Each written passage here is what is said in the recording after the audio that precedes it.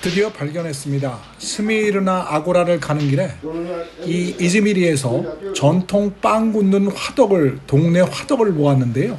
이게 기원전 만년 göbekli tepe부터 온 플랫브레드, 납작빵이라는 브레드가 여기서 이렇게 전통이 이어지고 있었습니다. 저 아저씨 저한테 오히려 지나가는 저를 보고 들어와서 찍으라고 계속 권해서 제가 이걸 찍게 되었습니다. 제가 가는 스미르나 아고라는 지금 보시는 바와 같이 바다에서 별로 떨어지지 않은 지역에 있습니다. 그리고 이즈미르의 가장 중심가에 있던 것이 이 스미르나 아고라고요. 바로 앞엔 시장이 있습니다. 시장도 스미르나 아고라를 가고 나서 바로 가보도록 하겠습니다. 스미르나 아고라라고 그러는데, 스미르나라는 것은 처음에 이즈미리가 처음에 만들어질 때 그 당시 사람들이 썼던 지명이 바로 스미르나라는 말입니다. 이즈미르는 기원전 3000년부터 만들어진 도시이기는 합니다. 근데 이게 기본적인 도시의 형태, 큰 도시의 형태를 가지게 된 것은 기원전 334년에 알렉산더 대왕이 여기서 꿈을 꿨기 때문에 이게 스미르나라는 도시가 이 지금의 이즈미르라는 도시로 만들어진 계기가 되었습니다. 그리고 여기는 아고라, 이즈미르 아고라 같은 경우는 그때부터 이 도시의 중심축 역할을 하던 곳입니다. 이슬람의 기도 소리를 알려주는 하루에 5번 울리는 이 아잔 소리는 처음엔 좀 사실은 이거 듣고 좀 무서운 생각이 들었었는데요. 지금은 오히려 정겨운 생각이 듭니다. 다시 돌아가서 이 스미르나 아고라의 주특징은요, 지하 상가가 발전했어요. 지금 보시는 게 지하 상가로 들어가는 길인데요.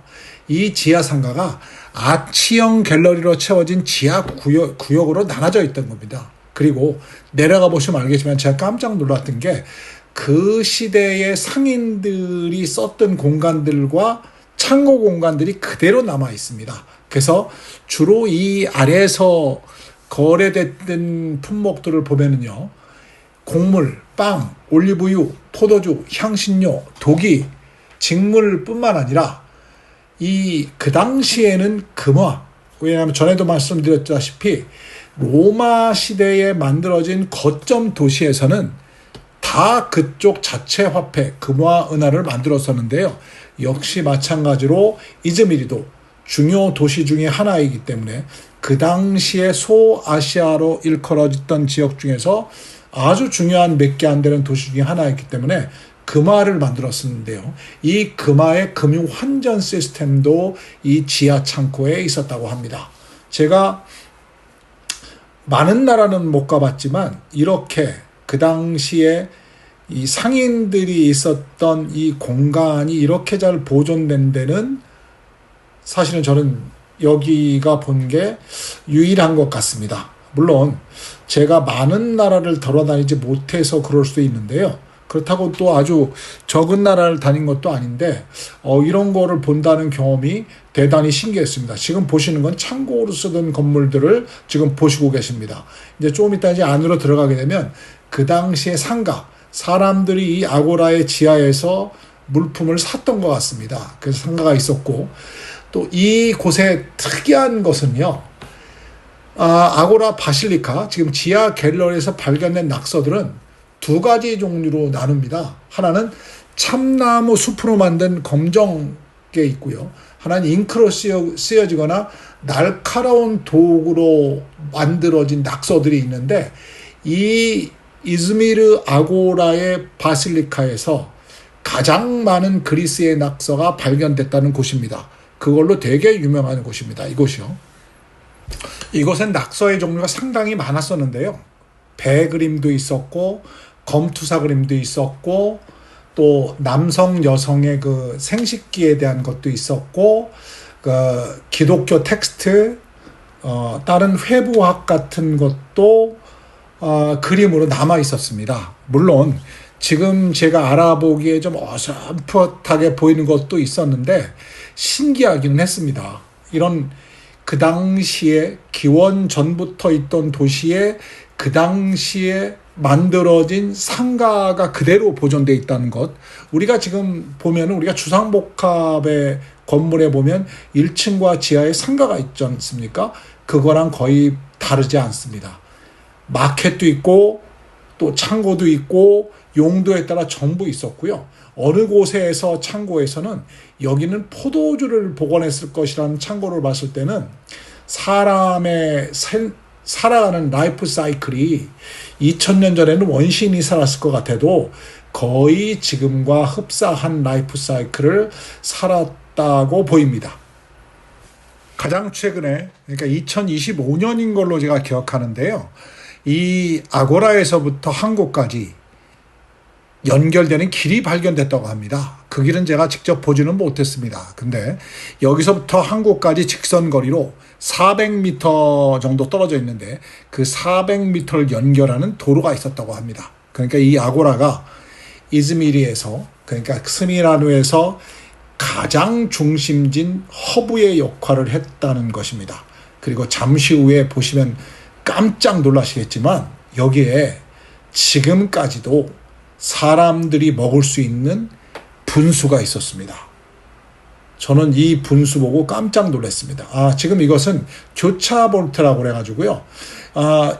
로마식 건축물 중에서 무거운 하중을 견딜 수 있는 구조를 만드는 건데 아직까지도 이 교차볼트가 대단히 견고하게 있어서 지금 이것이 그냥 그대로 보존되었다고 합니다. 방금 말씀드렸던 잠시 후에 지금 보이시는 게 분수입니다. 물소리 들어보시겠습니다.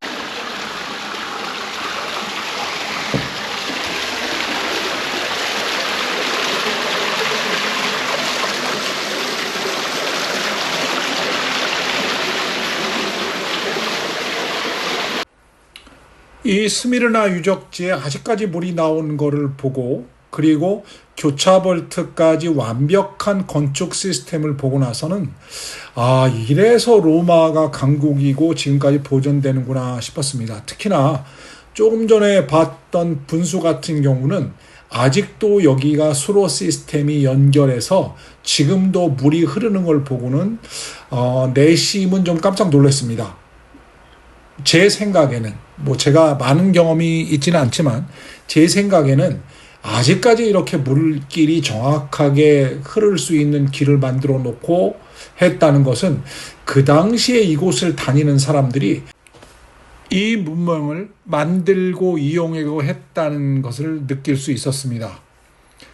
수로하고 분수, 지금도 상당히 아름답고 현장에서 본 수로는 나름 감동이었습니다. 그리고 전에는 지금은 위가 보이지만 위에 전부 돌로 덮어서 사람들이 걸어 다닐 수 있는 시설이 되어 있었습니다. 물론 아래는 보셔서 알겠지만 완벽한 채광과 조명이 확보됐던 것으로 보입니다.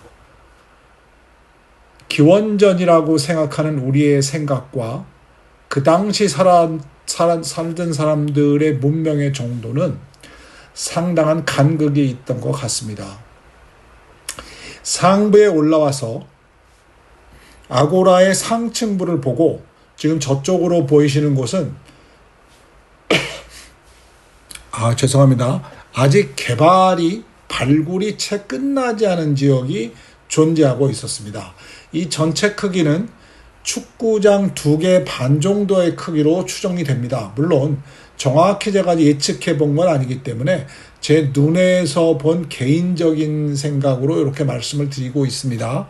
근데 나머지 부분도 상당히 많은 유적들이 있을 것으로 추정이 됩니다. 그리고 여기 안내판에는 그 당시에 있었던 물건들도 토기들도 많이 발견된 걸로 나오고 그것은 이제 아까 보셨던 그러니까 일전편에서 보셨던 이즈미르 박물관에서도 현재 많이 보관하고 있는 것으로 안내판 곳곳에 있습니다. 그리고 보시면 알겠지만 로마 시대 하면 로마 시대 모자이크 타일입니다. 로마가 만들었던 모든 도시에 저런 모자이크 타일이 있습니다. 나름대로 그 당시 지금으로 얘기하면 트렌드 같습니다. 이 아고라의 기둥들이 지금까지 남아있는데 당시에 저 모든 기둥들이 있고 위에 천장이 있고 신전이 있었다면 아마 다른 지역에서 이곳 이즈미르를 방문하는 모든 사람들이 이즈미르의 문명에 대해서 상당히 감탄했을 것 같습니다. 제가 이 이후에 에페소스하고 밀레토스의 유적을 보게 되면 아마도 지금 더 많이 남아있기 때문에 더 깜짝 놀라실 텐데요. 이즈미르도 제 생각에는 물론 사학자들의 생각도 마찬가지라고 생각합니다. 엄청나게 화려한 문명이 있었던 것으로 보입니다. 지금은 문 틀밖에 남아있진 않지만 저 당시에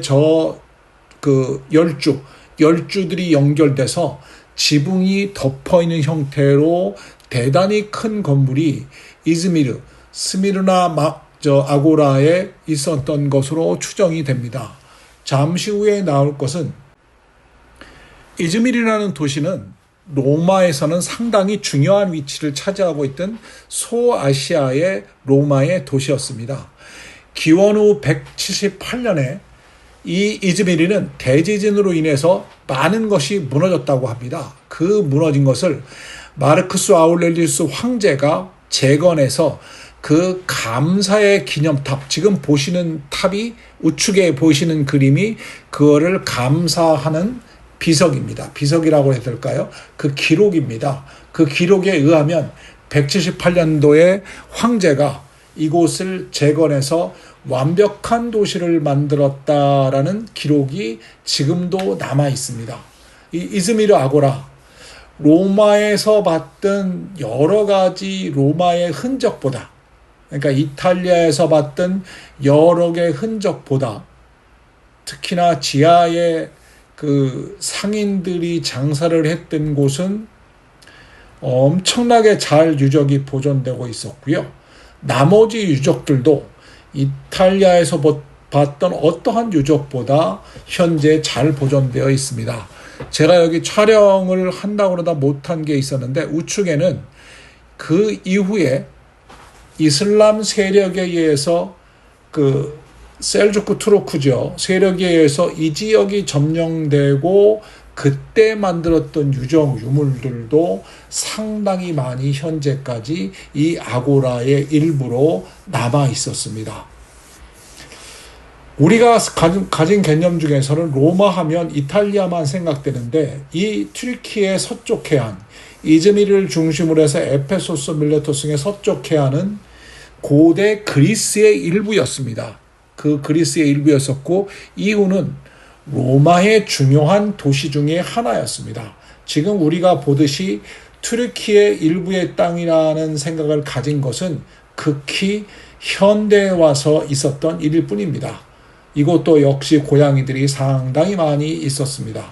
이제는 고양이를 봐도 왜 그렇지 하는 생각보다는 이집트, 이 튀르키예 이쪽에서는 고양이를 그렇게 나쁘게 생각지는 않습니다. 물론 우리나라에서도 고양이를 나쁘게 생각지는 않는데요.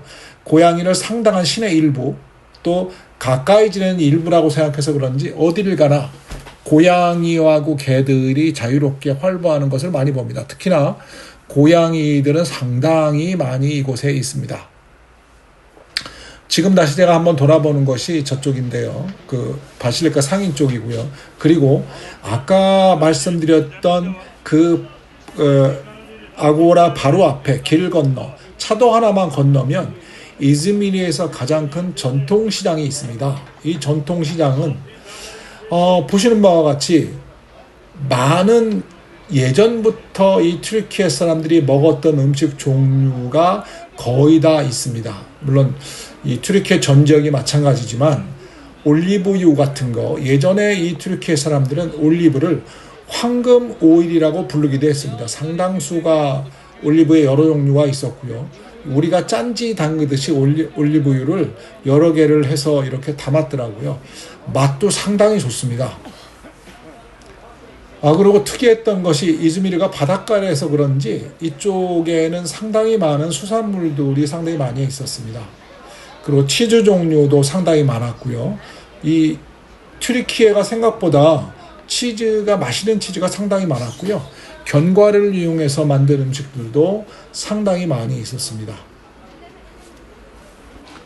이 튀르키예에서 이즈밀이라는 곳이 옛날부터 있던 곳, 그리고 눈앞에 보이는 게 디저트인데요. 저 디저트는 생각보단 비쌉니다. 우리 생각에는 디저트라고 그러면 약간 싸고 뭐 이렇게 생각하는데, 튀르키예에서 디저트는 주식만큼이나 중요한 거기 때문에 가격도 역시 주식과 거의 비슷한 정도의 가격을 받습니다. 바가지라고 생각하지 마시기 바랍니다. 생각보다 간식들의 종류도 많고 상당히 맛있습니다. 죄송합니다. 제가 쓰다 보니까 상당이란 말을 많이 쓰고 있는 거는 같습니다. 그리고 튀르키예를 거닐다, 이즈밀을 거닐다, 이스탄불과 다른 게 있었습니다. 지금도 저희가 한 음식점을 들어가는데 지나가다가 이즈미르 전통시장에서 안에 좀 괜찮은 집이라고 생각한 걸 들어갔습니다. 음식맛 이런 말씀 죄송한데 죽입니다. 한번 꼭 그냥 이스탄불이라고 생각지 마시고, 제가 이스탄불을 지금 나온 건 뭐냐 하면 홍합밥인데요. 저는 이스탄불에서 홍합밥을 먹고 사람들이 왜 이걸 이렇게 맛있게 먹나 하고 되게 궁금했고 다시는 안 먹으려고 그랬는데, 여기 가서 이즈미르에 가서 이 홍합밥이 있는 걸 먹었는데 진짜 맛있었습니다. 제가 편견이었습니다. 오로지 하나, 이스탄불에서만 홍합밥을 두세 번 먹어봤던 것이 제가 가장 큰 실수였었고요. 이즈미르에서 먹은 홍합밥은 이스탄불과는 달랐습니다. 이스탄불 홍합밥 먹을 경우는 안에 조갯살이 어디 갔나 매일 궁금했거든요. 여기에 가면 조갯살 그곳에 다 있습니다. 이즈미르 한 번 정도 가볼 수 있는, 튀르키예의 전통을 볼 수 있는 그런 도시라고 생각이 됩니다.